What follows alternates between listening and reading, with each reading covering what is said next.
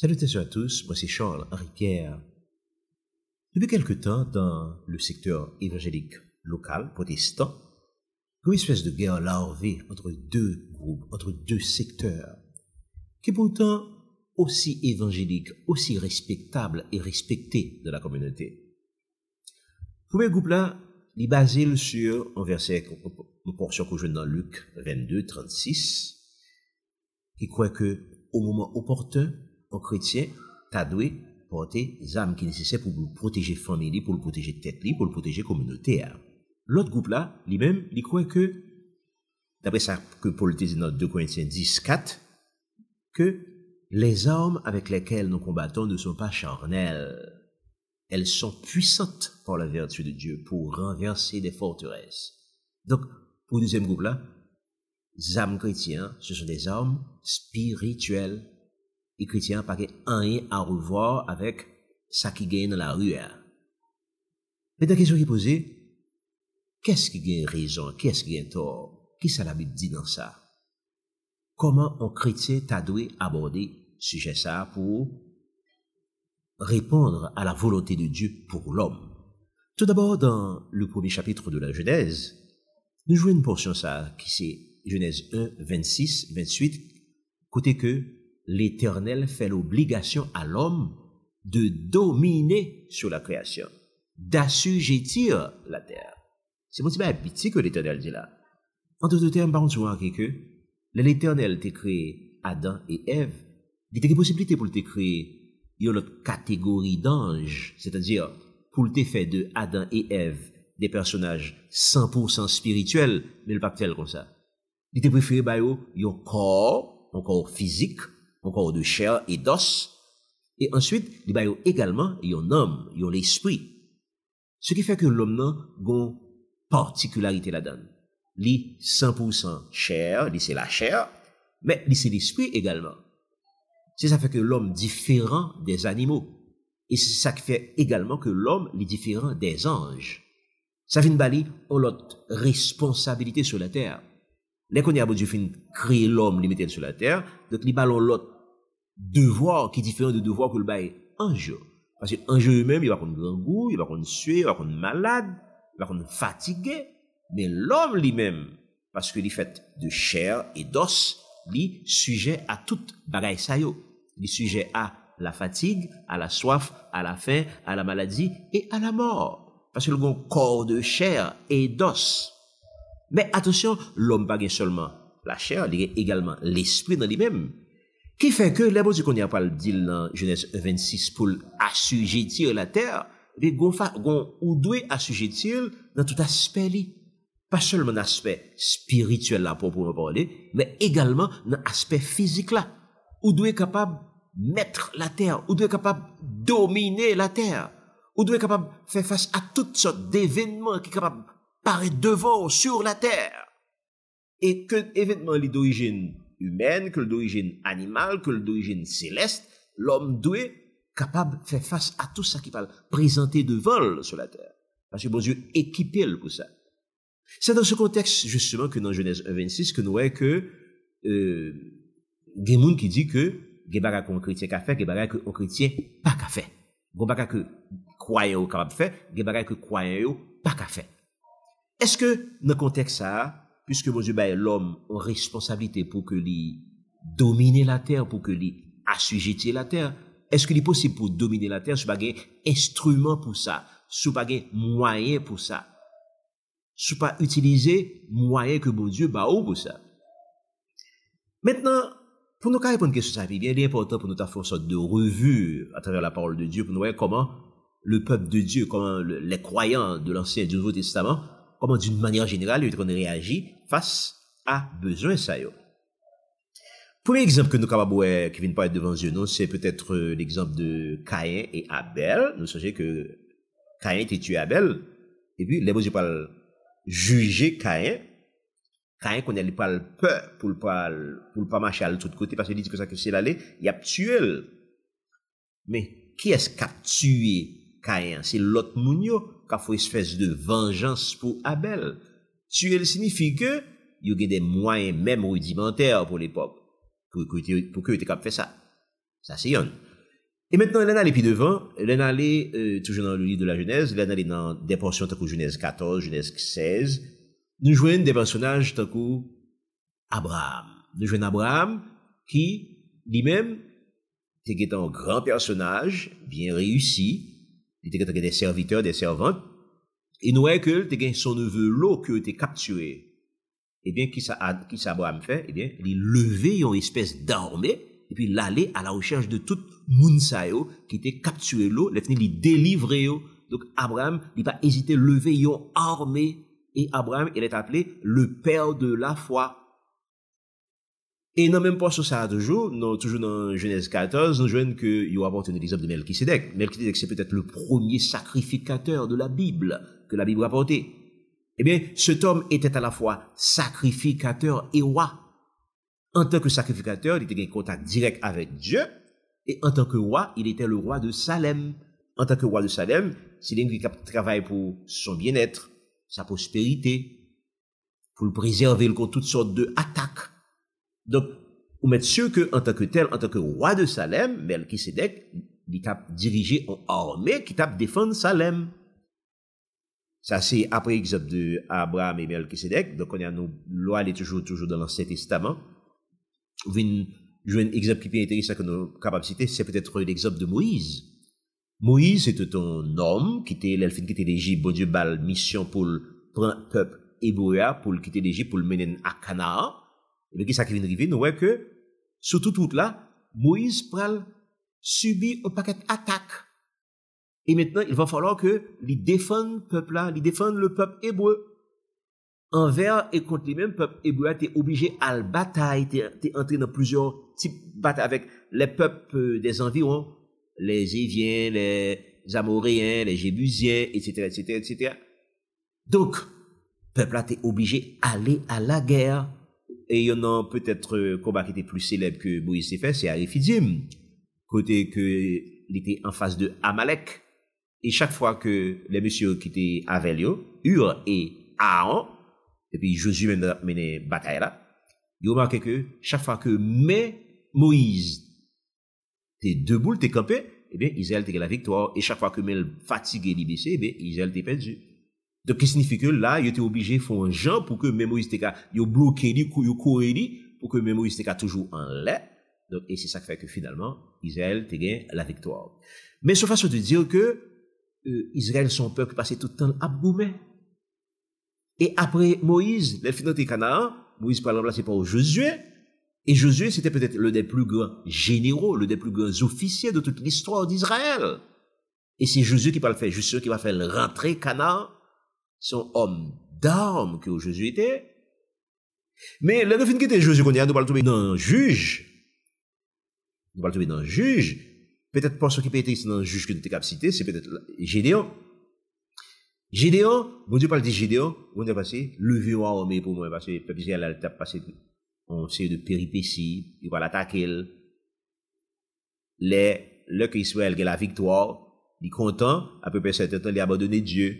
Il vient abandonner Dieu, quand il vient attaquer le qu'on y a, il vient gagner des défaites, il vient retourner à Dieu. Donc, c'est dans ce contexte que Gédéon va apparaître. Il va dire Gédéon a levé en armée pour que, ou va défendre le peuple d'Israël que, Madianitio, que, yo attaqué. Et finalement, on va voir que Gédéon, il va lever en armée, il va prendre plusieurs dizaines de milliers de monde, il va dire, oh, quand on parle avec tout le monde, ça, yo. Il réduit là 20 000 en trop, 10 000 en trop, 500 trop, finalement, il réduit à 300. Et avec un petit point petit comme ça, il y a une victoire extraordinaire. Et ça vient tout bas nous, l'occasion pour nous dire que c'est vrai que le peuple d'Israël, c'est un peuple qui tout le temps lié en armes, mais il y a une constante de l'histoire d'Israël, qui voulait que chaque fois que le peuple ça, est en harmonie avec Dieu, eh bien, victoire est assurée. Chaque fois qu'il est en contravention avec la parole de Dieu, chaque fois qu'il est en contravention avec Dieu, chaque fois qu'il est abandonné Dieu, chaque fois qu'il est tombé dans l'idolâtrie, chaque fois qu'il est tombé dans l'apostasie, eh bien, c'est défaite sous défaite. C'est ouais, vous avez ça, c'est extraordinaire. Et série, ça va continuer sur David. David, on parle que David, c'était un homme de Dieu, un homme selon le cœur de Dieu. Donc, je dis, durant toute l'existence de David, il y allait de victoire en victoire. Il va le camper devant Goliath. Avec qui ça? Avec un petit festival, un petit fronde. Il va le camper devant Goliath. Il va le jouer moyen, la Goliath à terre avec un festival. Et finalement, il va le prendre épée Goliath pour le couper tête Goliath. Donc, c'est façon de dire que David, l'elle a des victoires de ce genre, et des victoires là pas viennent du fait que c'est lui-même qui pique une boum et passer tout le monde, c'est lui-même qui pique le plus grand homme de guerre de tous les temps. Non. Tout simplement, c'est parce qu'il y a bon Dieu dans la ville. Eh bien, l'enfant qui était David, qui a des victoires sur victoire, et puis qui parle paraître qu'on y a Salomon va bénéficier de tout ça que David qui était pour lui, en termes de pays riche, pays prospère, pays en paix. Salomon va le bénéficier. Malheureusement, Salomon lui-même, il va le tomber dans l'idolâtrie, il va le tomber dans l'apostasie. Et de ce fait, bon Dieu va le réagir, il va le fendre pays en deux, royaume du Nord, royaume du Sud. Et malheureusement toujours, tous les rois du royaume du Nord ont été des rois idolâtres. Et je dis, puisque c'est roi idolâtres, donc maintenant, l'autre pays a pas attaqué, il y a les deux défaites en défaite. Même Jean sous David, il y a eu allé de victoire en victoire. Et le roi bon Dieu dans la voûte, c'est l'inverse. Il y a les deux défaites en défaite, et finalement, ça va le culminer en la déportation en 721 en Assyrie du royaume du Nord. Donc, le royaume du Nord va le déporter en Assyrie. Il va le déporter en Assyrie. Et même là, il a parlé du royaume du Sud là tout. Le royaume du Sud là maintenant, c'est pas la totalité des rois qui pourraient abandonner Dieu. On va jouer Konya, je l'autre. On va quelques, des hommes comme Josaphat, des hommes comme Asa, ou bien, Josias. Eh bien, moun sa ou il fait partie de monde qui fait tout effort pour fidèle à Dieu. Mais quand même, nous remarquons que chaque fois, justement, où on bon roi à Juda, eh bien, Juda gagne la victoire. Et chaque fois qu'on mauvais à tout, eh bien, c'est la destruction, c'est la mort. Et peut-être, il y en a un roi qui est plus célèbre, de l'homme du Sud, c'est peut-être Josaphat, il vient attaquer Josaphat. Les Assyriens viennent attaquer Josaphat. Eh bien, les Josaphat, ouais, ont armée extraordinaire qui campait devant, ils n'ont pas des armes, ils n'ont pas des monde, ils n'ont pas des armée pour le faire face. Alors là, on armée, disons, qui répondent, qui répondent à ça qui vient devant nous. C'est-à-dire, là, le coup de Seigneur, eh bien, qui ça c'est à faire? C'est envoyer un ange, qui, dans une nuit, il tué 185 000 soldats assyriens. Donc, c'est façon de dire que le secret de la victoire pour Israël à travers toute son histoire, eh c'est sa proximité avec Dieu. Le fait qu'elle est toujours proche avec Dieu. Le fait qu'elle est toujours bon Dieu dans la ville. Et ça sont constante que ça est dans l'histoire d'Israël. Et maintenant, qu'est-ce qui vient d'arriver dans l'état moderne? Dans l'état moderne, l'on considère toujours l'histoire d'Israël. Parce qu'on remarque que chrétiens pas gain âme pour âme, croyants pas utiliser en armée juste pour être les besoins armés. Tout pays besoin pour le défendre tête d'une manière ou d'une autre. Mais quand même, ça qui intéresse nous, c'est rapport qui gagne entre notre foi, monde qui croit dans bon Dieu, le chrétien d'une manière générale, les croyants d'une manière générale, rapport qui est anti eux-mêmes et le fait de porter des armes. Parce que nous connaissons que chaque fois que gagnons harmonie entre le chrétien et son Dieu, et bon Dieu parle là, chaque fois que nous en forme avec Seigneur, et bien c'est après, il dit nous, gardez le silence, l'Éternel combattra pour nous. C'est ça que nous servons à travers l'histoire, à travers la Bible, c'est ça que nous servons. Et c'est comme ça que nous toujours hier. Même dans les temps modernes, c'est comme ça que nous venions toujours. Les Israël viennent reparaître, par exemple, en 1958. Mais qu'est-ce que nous remarquons? Nous remarquons que, une série de batailles que menaient, par exemple, durant la guerre des 6 jours, durant le Yom Kippour, eh bien, une série de côtés que l'armée d'Israël, soldats, dit comme ça, les officiers. Et nous voulons citer des officiers non chrétiens, non croyants, qui parlent même quoi dans le judaïsme, qui parlent quoi dans rien du tout. Des officiers, ils sont simplement des officiers, ils sont simplement des citoyens qui calent des armes pour défendre le pays. Et bien, yo même moun sa yo même, pas parler de ça qui croit yo, pas parler de ça qui pas croit yo, de ça qui pas gain bon Dieu dans la vie yo. Yo ba des témoignages, yo dit comme ça que, conseil de côté que yo arrivé, ouais que logiquement yo te doué perdu. Logiquement, dans la pièce façon pour te gagner victoire dans moment ça, dans un droit ça. Mais pourtant, par un phénomène que pas comprendre, yo ouais que gagne la victoire.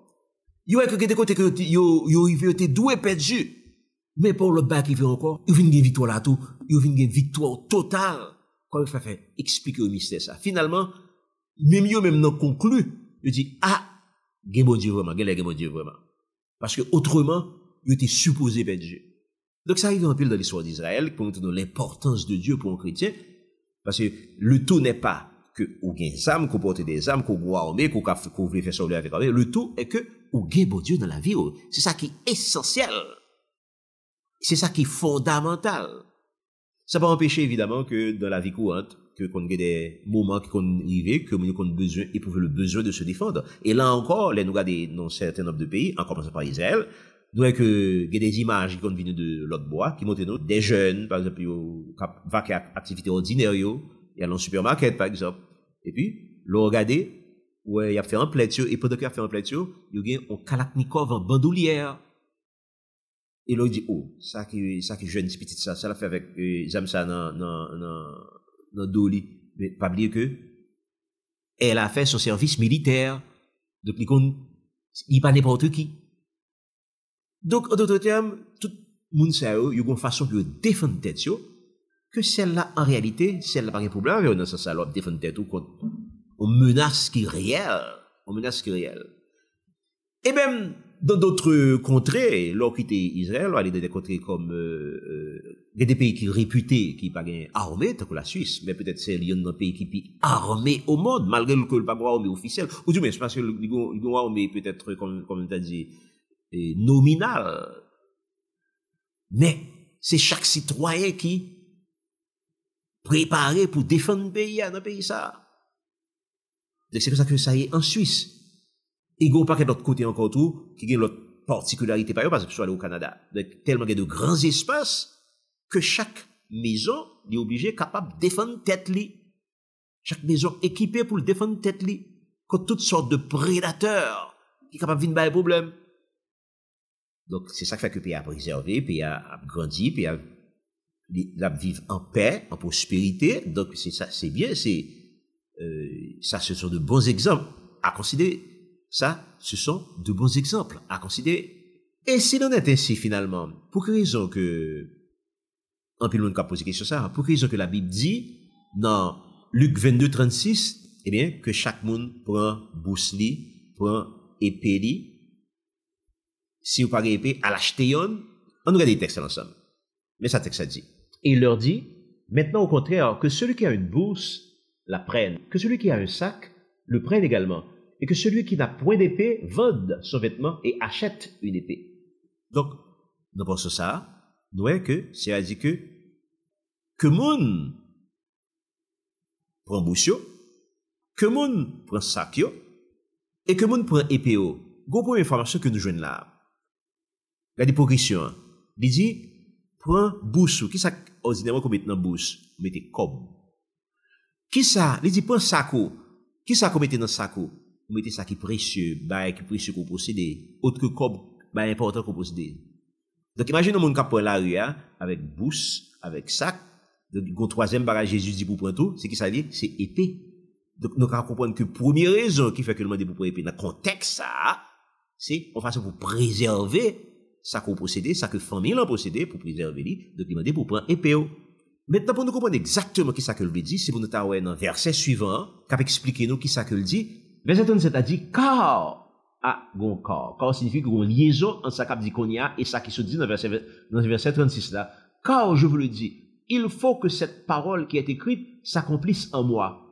Il a été mis au nombre des malfaiteurs. Et ce qui me concerne est sur le point d'arriver. Donc, pour quelle raison? Il dit disciples, puis on prend boussio, puis on prend sac, puis on prend épée. Mais tout simplement, c'est parce que c'est lui-même qui était qu'on a protégé. C'est lui-même le souverain berger qui t'a protégé brebis, qui prévoit que le pape là encore. Parce que ça qui était écrit sous lui, il va pas arriver, à savoir qu'il va passer par le chemin de Golgotha, il va mourir sur le bois du calvaire. Donc, il n'est pas là pour le défendre Brobilio encore. Il n'est pas là pour le protéger Brobilio encore. Quand il a demandé Brobilio, puis on prend des mesures, puis on protéger Tétio. Donc, c'est ça que, verset suivant, c'est ça que verset a suggéré nous. Verset a dit, car, je vous le dis, il faut que cette parole qui est écrite s'accomplisse en moi. Il a été mis au nombre de malfaiteurs. Elle dit, il a été mis au rang des malfaiteurs. Disons, l'autre sens encore que nous pas doué perdu. C'est que l'on prend le Seigneur, le Maître, ou mettez au rang des malfaiteurs. Ça signifie que les ténèbres qu'on y a, c'est pour l'envahir. Les ténèbres, et comme de fait, on voit que sur le chemin du calvaire, avant que Jésus puisse mourir, ça parle dit que les ténèbres pourraient envahir la terre. Et pas oublier que les ténèbres, ça eux, ils étaient là depuis Genèse 1er. Au commencement, Dieu créa les cieux et la terre. Il y avait des ténèbres à la surface de l'abîme. Donc, les ténèbres étaient déjà là. Et à la mort de Jésus-Christ, ténèbres pourraient envahir la terre. Ténèbres là, ça, ténèbres là, je dis.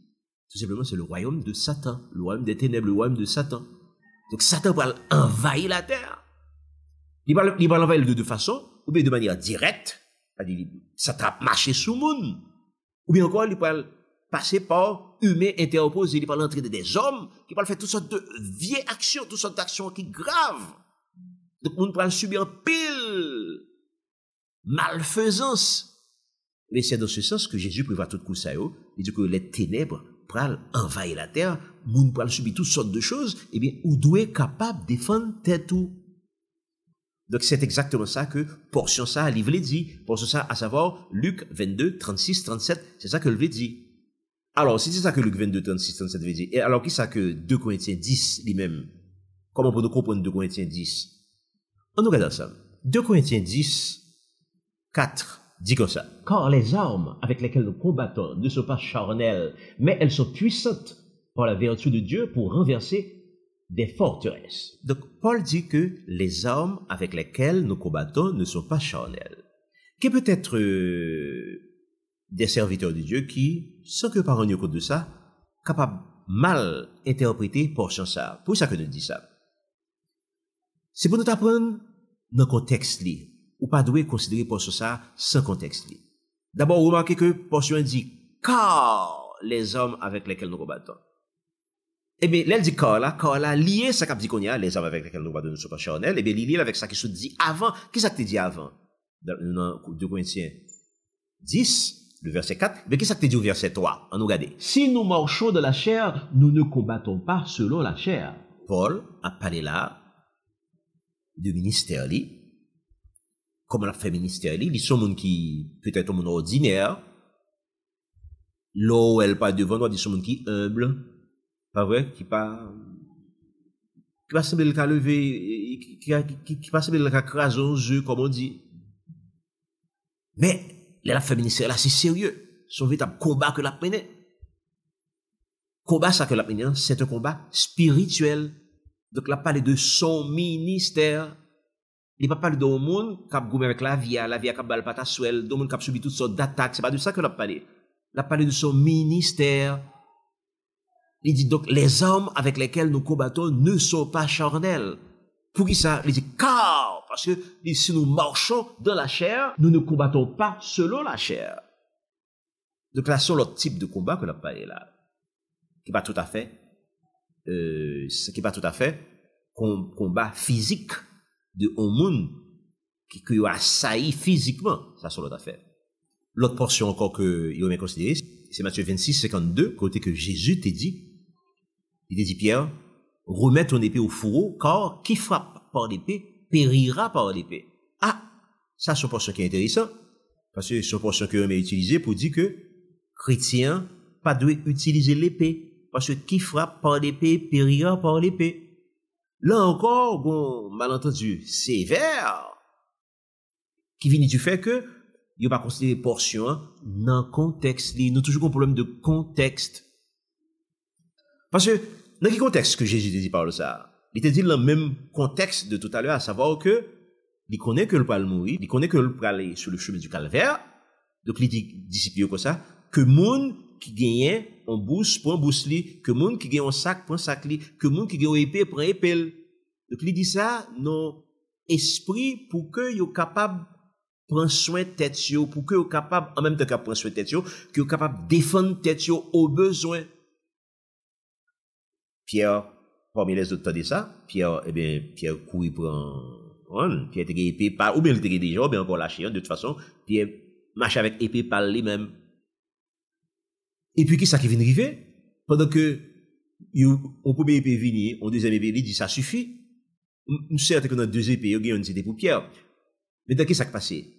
Alors, Pierre lui-même, est capable d'imaginer, est capable de comprendre que, il vient sentir l'important, dans le monde qui est armé, il y a une âme dans men, il y a une épée dans men, la fin intéressante. Et qu'est-ce qui vient de passer bon côté, monsieur, pendant que Pierre a fait intéressante là? De Malchus. Et qui est Malchus? Malchus, c'est le serviteur du souverain sacrificateur. Donc, souverain sacrificateur, son personnalité, que tout le monde connaît, que Pierre connaît, que Jésus connaît, que tout le monde connaît. Malchus, ce qu'on Malchus également, il connaît que c'est le serviteur du souverain sacrificateur. Mais du fait de son statut, ce monde qui va gagner pile importance, donc vous sentez que Pierre fait intéressant avec elle, Pierre râle, par contre, il pas quelques parle en pile, qui fait, et puis Pierre râle pile. Pierre râle pile, il fait couper Joël Malchus. Donc, en d'autres termes, on peut comprendre que gon abus qui fait là. Gon abus qui fait au monde qui utilise moyen que le gain, qui utilise âme que le gain pour le couper Joël l'autre monde. Donc, Jésus réprimandait Pierre. Il dit que ça sort fait pas bon, qui frappe par l'épée, périra par l'épée. Donc, son réprimande qui fait à un monde qui mal utilisé ça que le gain pour le défendre, eh bien, l'a fait exaction avec elle.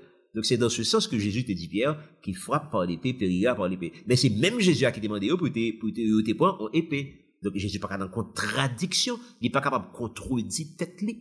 Donc, maintenant, l'elle dit qu'il frappe par l'épée, périra par l'épée. Son simple pour montrer ce que le fait, Pierre. Donc, on n'est pas capable d'utiliser portion ça pour dire que Jésus n'est pas d'accord pour un chrétien utiliser les âmes. Ceci étant dit, ça ne veut pas dire non plus que solution tout problème que nous gagnons, c'est les âmes. Non, point du tout. Nous remarquons que dans l'histoire d'Israël, nous se disons, dans l'histoire d'Israël, c'est pas les âmes qui sauvent Israël. C'est pas les âmes qui sauvent Israël. Tant que Israël était en harmonie avec Dieu, victoire là était toujours assurée.